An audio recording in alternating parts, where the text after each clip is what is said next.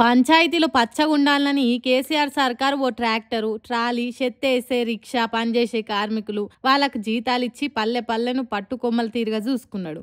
కానీ కాంగ్రెస్ సర్కార్లా వచ్చినాక ఎసోంటి సక్కదనం వచ్చిందో కన్లా అరసూడుండ్రి. నేను తోపుడు బండిని, నా ఇలువ 8,000, దయగల దాతలు ఎవ్వలైనా పైసలు ఇస్తే నేను పని చేసి ఊర్లే చెత్త లేకుండా చేస్తా అన్నట్టు తోపుడు బండి మాట్లాడినట్టు ఓ ఫ్లెక్సీ కట్టిండ్రు. అంటే ఊర్లల్లో పాలనకు ఎసోంటి కటకట కాలం వచ్చిందో చూడుండ్రి. చేతులొక్క షిల్లి గవ్వలేక అయ్యా ధర్మం చేయండ్రి బాబు అని అడుక్కునే కాడికి వచ్చినాయి గ్రామ పంచాయతీలు. మళ్ళీ ఇది ఎక్కడనో కాదు, మన రాష్ట్ర గ్రామీణ అభివృద్ధి శాఖ మంత్రి సీతక్క నియోజకవర్గంలా.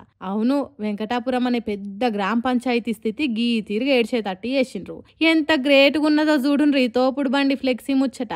అంటే చూడుండ్రి, ఊర్లను తోపుడు బండ్లు లేని తోపు గ్రామ పంచాయతీలుగా తీర్చిదిద్దిన కాంగ్రెస్ ఘనత ఎట్లున్నదో మరి ఎవరు చెప్పిండ్రో ఏమో తెలియదు గాని చెత్తెత్తే ట్రాలీ లేక తిప్పలైతున్నది, దయచేసి సాయం చేయండ్రని కార్యదర్శి చందులాల్ రాయించి పెట్టిండట ఈ ఫ్లెక్సీలీని. తోపుడు బండికి కూడా పైసలు ఇయ్యలేని తోపులిగో గీ తిరగ పాలిస్తున్నారని పబ్లిక్ మాట్లాడుకునే వరకు 10 మందిల పరువు పోతున్నదని ఎంబటే ఫ్లెక్సీ తీసేసి పక్కకు పడేసిండ్రట.